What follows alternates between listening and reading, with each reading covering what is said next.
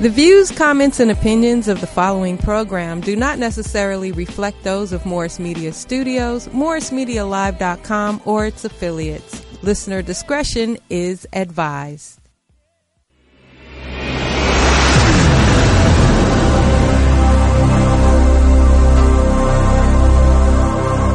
Feel that I'm feeling. Do you feel that I'm being free and I'm thinking free? I actually don't think you're thinking anything. I think what you're doing right now is actually the absence of thought. And the reason why I feel like that is because Kanye, you're entitled to your opinion. You're entitled to believe whatever you want. But there is fact and real world, real life consequence behind everything that you just said. Entitled to believe whatever you want. But there is fact and real world, real life consequence behind everything that you just said. Entitled to believe whatever you want. Welcome to Uncle Bobby's Country Corner, where real men don't play. This is the first edition of the month of May. So much going on in the world today. I've opened up the phone lines, 323-293-3375. I've got some broad subject matters that I would like to deal with, in addition to the recent comments and opinions by one Kanye West. In the second half of the show, we'll deal with health and wellness, some interesting things that have happened in the arena of education, and also some business news that I'd like to deal with as it relates to protesting. Are there other alternatives to our forward movement than simply protesting every time somebody treats us with a measure of indignity? And this thing about the Kardashian curse. It started many years ago, and it has morphed into something that is truly phenomenal to me. The times have changed, but some things have remained the same with respect to the Kardashian curse. One of the people afflicted by that curse, in my humble opinion, is a brother out of Chicago named Kanye West. And recently as today, he has made some comments that kind of take my breath away, quite frankly, because here's a man who a few years ago was speaking very consciously about how the Bush family didn't like black folks. And then he made some other comments that got quite a bit of attention. So I guess my question is, where is he at right now in terms of his state of mind? And how does that impact many of us who wonder what the conscious community looks like as it relates to the hip-hop community and the general population of people around the country? And so I find it interesting that he would say things such as, for 8 years, Obama did very little for black people, and that now we have someone in the White House he finds that is sensitive to the needs and concerns of black people, and I'm looking for the evidence as we speak. But in another sense, he's got a right to his opinion. And so do we. So I guess my question is, how do we feel about the Kanye West phenomenon as it relates to his political views right now? So if you have an opinion, please join us at 323-293-3375. So what are we going to do? That's the question. How do we find a happy medium between allowing people the freedom to have an opinion and then deal with the consequences of those that have a platform as broad as Kanye West had? And then what impact did that ultimately have on our daily lives? Because it stirred up a ruckus, quite frankly. And he's not the only one that I find captured in the web of the Kardashian family.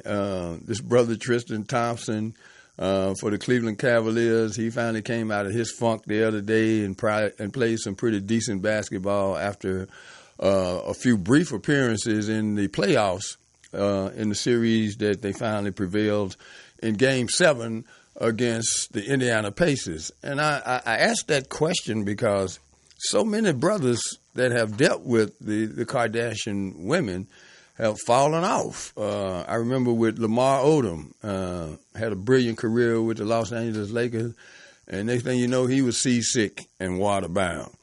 And the list is long of the brothers. For a minute there, credit to James Harden from the Houston Rockets now. He dabbled in those waters for a minute and finally found the shore and got out of that mess before it ruined his career. But you got to ask, if you're a person that pays attention to what's going on in terms of our high-profile athletes, what is it about certain folks that attracts them, even with the history they have in terms of destroying other people's lives? So, again, the number is 323-293-3375. If you're obliged, please join in the broader conversation.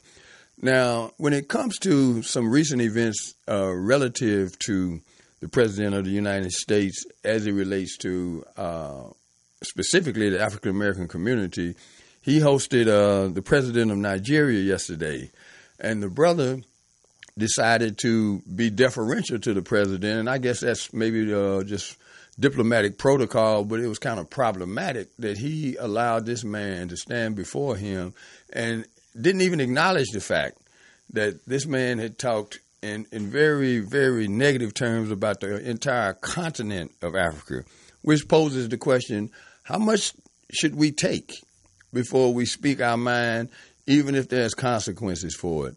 And it's so many things that are happening right now on the national level that filters down to the local level that we need to have some honest discussions about what's in our best interest as a people. And since we are Americans, to the extent that we were born here, the audience that I'm projecting to right now primarily, we were born in this country, we pay taxes, and we have certain rights that we need to be very vigilant about protecting. There was a brother by the name of Vic Robinson who lives in Chicago, Illinois, responded to some information I put out there today about the fact that Americans in general will not be experiencing the windfall that they thought they would get from the huge tax cut that just went down. There's nothing sexy about this conversation, but it affects your everyday life because everybody anticipated people having more money in their pocket, and they got out in front of it. I don't care about what part of the country you live in, the price of gasoline has stayed where it was, or it has went up over the last 3 or 4 months. And typically this time of year, gasoline prices drop before the travel season starts. That hasn't happened. So if you get that tax cut, or if you've already gotten it, good for you.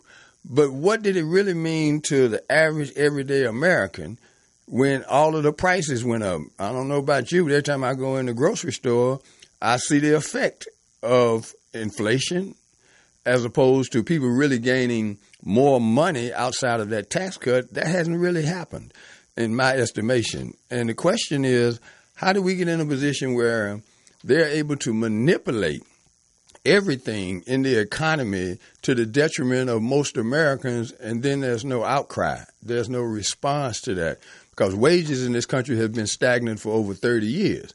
And now we find ourselves in quite a fix trying to determine how we're going to make it day to day, and the pressure keeps growing. And there's this matter of health care that has not been resolved. And a little later in the show, we're going to deal more directly with the implication of how we ended up in a nation that spends twice as much as any other country in the world on health care, and yet so many people are not only sick, but they're not able to get services. So we have to deal with things, I think, openly as it relates to how things affect us right here and right now. And in that regard, I wanted to talk a little bit about another subject that came across my stream of information this week, and that is college and the cost of college. And then at the back end of it, is it really worth it? Some sobering news came to my attention this week about what people are really doing in college these days. 30%, they say, of college kids actually learn something while they're in college. And they're talking about the kids that have graduated from college. And they have measured this population against high school students in other developed nations and found that a college education here is the equivalent of a high school education in many nations around the world, which begs the question, is college really worth it? The number here is 323-293-3375. If you're obliged, please join in the conversation about any of these or other subject matters of importance to you. There has been a lot of things going on that I wonder if it's even worth discussing, but it stays in the front page of the newspapers and the lead story on television, such as the Bill Cosby decision. It's hard to really support a man who turned into someone that we, as a people, collectively speaking, found foreign. For many, many years, Bill Cosby and his wife supported all kind of black institutions, and I do mean in a very substantial way, monetarily speaking. And now I saw the other day where they took his star from the Walk of... That was not real? Well, it won't be long before they take it off air, black it out one. But thank you, Ms. Portis, for correcting me on that. And that's, something that I, too, need to be more astute about, and that is just jumping all over news first time you see it, because they did a great job of photoshopping, and they had somebody out there digging his star out of the sidewalk. But I know for a fact there's Temple University took back his doctorate last week, but they didn't send those checks back that he gave them over those many years. So there's a lot of things going on that'll make you go, And particularly when other people can't even get their day in court, including the President of the United States. But this cat that's working with Stormy Daniels, I think Trump may have met his match, man. Who would have ever thought it would be a concubine that would bring down the most powerful man in the world? But he's opened the floodgates to litigation on so many different fronts. And here we are stuck right in the middle of this mess while we're trying to figure out what kind of America we're going to have for the next 15 or 20 years. Because typically when we run through these cycles of dominance by one party or the other, it takes that many years to reverse a lot of the decisions that they have made about the climate. We live here in Los Angeles. I do. Portis does. And there are days when there's a clear sky. And what we see are trails, and now they've been identified as chemtrails. The next question is, what is a chemtrail, and what's in that fume or cloud of stuff that they're spraying in the atmosphere that has our environment just, very, very unstable right now? For example, today here in Los Angeles is about 60 degrees, overcast, and typically by this time of year, we've had all the rain that we're supposed to get. And tomorrow there's a forecast for rain, and then they had heavy snowstorms in the Midwest last week. And the weather's been just volatile for the last several months. And the question is, from a policy standpoint, what do we do to get the answers that we need to protect our environment and ourselves? Because there's a lot of pressure upon each and every one of us that we can't really get our hands around. We live in an information age, yet people seem to know less than they ever have, and there's less certainty about everything. And each day we learn something that maybe we didn't want to know about other human beings that we wanted to feel a certain way about. And I can give you an example of that. We heard this week that in addition to the charges against Bill Cosby, there was Tom Brokaw, who was a very reputable journalist for many, many years, and now he's been drug into that same conversation that we seem to be having with so many men these days about whether it was permissible or whether it wasn't. And so my question is, where do we draw the line in terms of public and private information? Because people's livelihoods are on the line. They don't even have to go to court. And next thing you know, you're faced with ruination because of innuendo and rumor.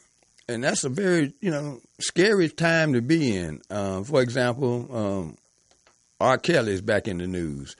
I found that he was supposed to have had a concert in Chicago this past weekend that was canceled. Now they're going after all of the people that are associated with him, his record label, and some of the internet platforms that play his music because of allegations that he has continued to be an irreputable person when it comes to his sexual proclivities.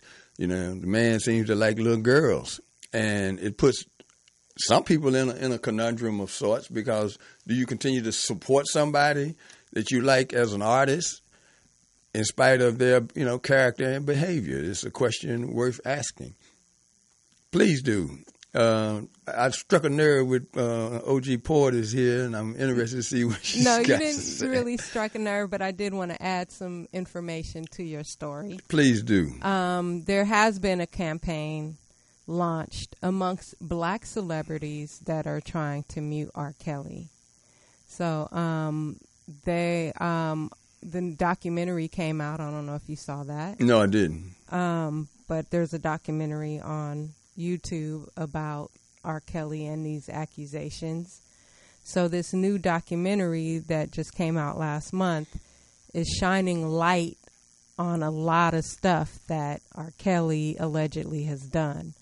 So I guess as a result of this documentary, people are starting to come out and really, they're calling for an investigation on him and the whole nine. They're really trying to take R. Kelly down.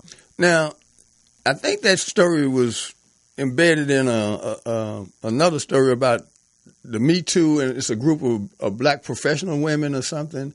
Now, what do they call themselves? Hold on, I'm looking it up. Yeah, there's a group of women within the Me Too women who clearly define themselves as women of color, and it's almost like the other movement. What is it? The National Association of Women, or the National Organization of Women, who deal with the broader population, and I think there's been a lot of spinoffs over the years from that to try to encompass the unique problems associated with being a black female. But it seems that organization is spearheading that attack, if I'm not mistaken, Portis. It's called Time's Up. Oh, Time's Up. But isn't it a color? Yeah, it's the Women of Color. Okay, Women of Color, yeah. And Ava DuVernay posted, together we call on corporations and venues with ties to R. Kelly to join us and insist on safety and dignity for women of all kinds. There was another, their campaign is Time's Up, and they've been releasing a bunch of stuff to advocate against R. Kelly. Well, I don't really find fault with, getting to the bottom of it, and if he is in fact guilty, then he should be held accountable. It's just frustrating to know that there's no uniformity between the larger organization and the issues that are peculiar and unique to the African American experience, the black experience. And in many of these organizations, Time's Out, Me Too, whatever it may be, we have to break off from these larger organizations to address our needs, which begs the question, why are we even fooling with that in the first place and just deal with our own stuff more directly? Because there's a lot of people that need to be checked in terms of their behavior when it comes to what's right and what's wrong, in my estimation. So I'm just curious as to why they singled him out. Do you have any thoughts on that? Because of the alleged pedophilia, the messing with the especially young black girls. He's still doing that. Is that what they're saying? Accusing him of having a sex cult. Yes, and if you see the documentary, his brother that he asked to take the rap for him even speaks out against him. Well, he didn't really want to, but he participated in the interview. So, I mean, that's low-hanging fruit. We have to say this, and some people might be upset or some people might agree with me, but everything ain't a conspiracy to take the black man down. There are some people that need to be removed if they're harmful to our community, period. Like R. Kelly. I'm torn. Yeah, I'm torn between the whole thing with Bill Cosby, with R. Kelly, but look at their behavior. Yeah. And that's a good point. And we can't validate that. We can't condone it. You know what I mean? We can't allow it. Well, when you put it that way, I'm not going to argue with the facts or the truth. And in both of those instances, it's hard to have public support for somebody that has exhibited consistently a behavior that we're not cool with. So on both of those instances, in both of those instances, I find it time to move on in terms of conversation, because I can't defend either one of those behaviors when it comes to that, because I've never been a fan of folks that had the kind of resources both of those individuals have and not be able to find somebody in an age group beyond children to satisfy their freakishness with, because with all the money they got, they can pretty much order what it is they want and get it in a short period of time. So there's no justification for that whatsoever. And I remember a few years ago, there was, rumors about R. Kelly. It's been more than a few years ago. Then that videotape came out and all of that. And then the money talked. And the case disappeared, but the behavior didn't change. And it's unfortunate that we had to take sides, but sometimes if you're going to have to take a side, err on the side of right. And that's my position about the R. Kelly thing as well as the Bill Cosby situation, We've wasted enough chips over the years defending the indefensible. For example, a lot of people wanted to believe that O.J. Simpson was innocent. And at some point, it didn't matter whether he was innocent or not. He no longer had any association with the black community.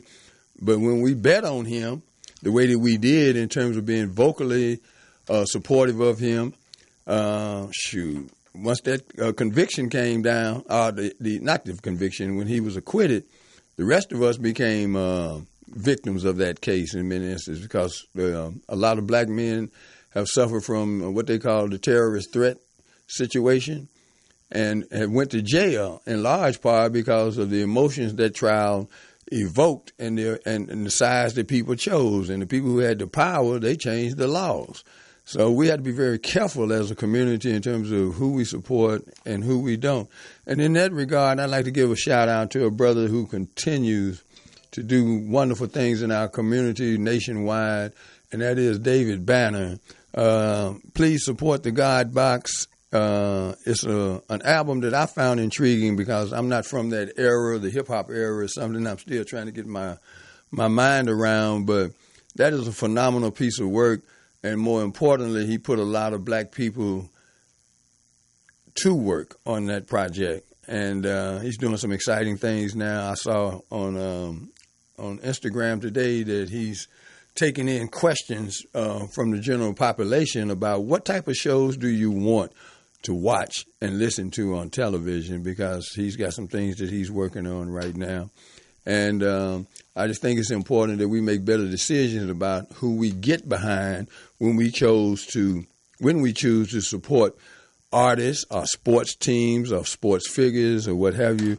And in that same vein, I'd like to salute the ongoing example that LeBron James continues to set on and off the court. He's been in the league for 15 years, and so far, no baby mama drama. And none of us are perfect, but the amount of money this brother has put into the education of young people and the example that he set by surrounding himself with other people that look like us, that get to advance his enterprises and his empire is what he's building, is something that I consider a very important model of possibility.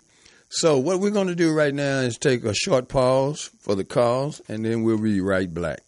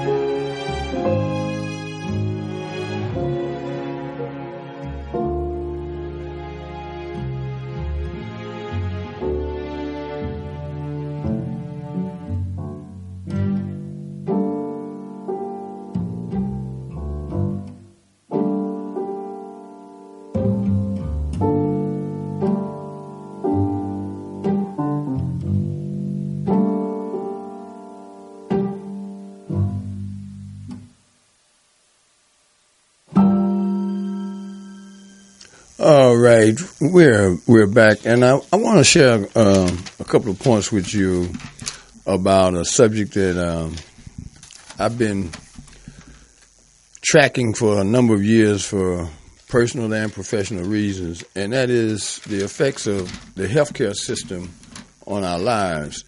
And I want to give you some information that I hope would be beneficial to you. Back in 1910, a man by the name of John D. Rockefeller, who was by then an oil baron and tycoon, decided that competition was sin. And what he wanted to do was to expand his territory, and he commissioned a man by the name of Flexner to do a report that has changed the way medicine and the practice of medicine happens in the United States and parts of the world. And you want to fast forward to today, it has everything today with the kind of treatment that you get, what it costs, and in many instances, the outcome of your life, whether you live or you die. And what he did was he commissioned a report that enabled him to kind of corner the market on medical schools, because before he started this campaign, there was about 300 medical schools in the United States. And within 10 years, that number had came down to about 70 medical schools. And the reason he wanted to control the medical school population was in the early days, people used herbs and potions and all kind of things to treat a variety of different illnesses. And the problem is people actually got cured from illnesses. And so when you went and saw the doctor took care of you in that situation, and he might not see you for a year. So doctors weren't as affluent as they once were, and they no longer are today, because the overhead is just tremendous to be a practitioner of medicine today. And believe me, they are practicing medicine, which brings me to the point of the Hippocratic Oath, which is to do no harm. And prior to Rockefeller's entry into the medical arena, that was something that was revered by doctors, to do no harm. And then the experimentation started with these concoctions they came up with that was anything but natural. And I want to share some points out of this historical perspective about what happened to the healthcare profession. One of the co-conspirators with John D. Rockefeller was the Carnegie Foundation, and they're the ones who actually financed the Flexner Report. And what it did was it transformed the nature and process of medical education in America from proprietary schools to biomedical schools. The key thing about it was Flexner was not a doctor. He was a school teacher. He published the medical education in the United States and Canada, known as the Flexner Report, in 1910. And as you bear with me for a minute, here's some of the key points that came out of the Flexner Report. There's a connection between the robber barons and Medicare. John Rockefeller, Andre Carnegie, and others saw this as a progression of peddling pharmaceuticals. Now, what's important for me to share with you in terms of perspective on what I just read to you is the fact that drugs are created to treat symptoms and only rarely treat causes. Drugs create their own symptoms, sometimes requiring drugs to offset their ill effects. That's what they call side effects now. And I know a lot of times when I watch television and I see people running in the fields and frolicking and whatnot, and then they'll tell you, well, if you're dealing with depression, take this thing right here and you'll feel a lot better and your life will get better. And then they'll read off about 50 side effects, and most of them will kill you. And I've asked myself many times, what is the Food Drug Administration, how did they allow something on the market that has more deadly effects than the illness that you were possibly dealing with? And the Hippocratic Oath should be the guiding post for that, do no harm. But Flexner's report paved the way for the overthrow of whole body health by making scientific research and training alone the only desirable and credible approach to human wellness. What that simply says is the medical field got hijacked. And an example of that is a few years ago, there was a young lady. She was 17 years old, and she had been diagnosed with lymphoma. And what they had projected was that she wasn't going to live very long. And her parents wanted to do some other things before they tried chemotherapy. Since she was 17 years old, the courts decided that the parents no longer controlled her destiny, and they allowed the authorities to literally kidnap their daughter. And they went to court, all the way to the United States Supreme Court, and found out that they didn't have rights to decide whether or not their daughter underwent this chemotherapy treatment. She ran away from home, and then she came back after just, no resources, anything, and they were about to put something in her body that would give her the chemotherapy, whether she wanted it or not, because they didn't trust her going along with the program, and she ran away again. The point that I want to make on that is, when did we get to a place where you're not able to, as a family, decide the kinds of treatments that you want and that you need and that you desire? And I think it's important for us to start looking at just life and death, and some of the times that we've had experiences in our own family situation where someone went to a doctor, and the next thing you know, in a matter of weeks, they were dead from treatments and medicines that they didn't even know the consequences of taking. And do we want to have a medical situation like that in the United States, where you don't have the options that are truly available for you, and that you could use this very expensive medical care to take care of? So if you have situations in your family that you have experienced things like that, I would love to hear about it at 323-293-3375, because it's very bothersome for me, because I buried a lot of friends and relatives that were diagnosed with treatable diseases that passed away because every time they went back to the doctor, they ended up with another prescription. And most of the people my age, I'm 63, that I know, when I visit them, one of the things I notice is that they have a tray of medication, Monday, Tuesday, Wednesday, Thursday, Friday, Saturday, Sunday. And it's a tray of different medication to cover for one pill's reaction in your body. It's just really maddening to know that people are dying needlessly in the wealthiest country in the world because the doctors have aligned themselves with the pharmaceutical companies, and they're putting the interest of profit before the wellness of the patients that they're supposed to be treating. And so today's show was supposedly an open mic kind of situation, and I didn't really prepare a lot of notes because I was anticipating a few people calling in and having some kind of exchange with folks who I know have watched and listened to the show over the many years. And based upon the response to that, I'm going to have to go back to the drawing board and have more of a formatted show in the future with the option of input from people who call in. And so, Portis, what I'm going to do is I'm going to abbreviate today's show because, again, it was driven by the point where I wanted to have feedback on some of the things I thought people wanted to talk about or be interested in talking to. And so, therefore, what I'm going to do is let this be a reminder to me to always have enough information available to fill up an hour that would be hopefully beneficial to you, whether you call in or not. So until next week, thank you for letting me be myself again. And Portis, thank you so much.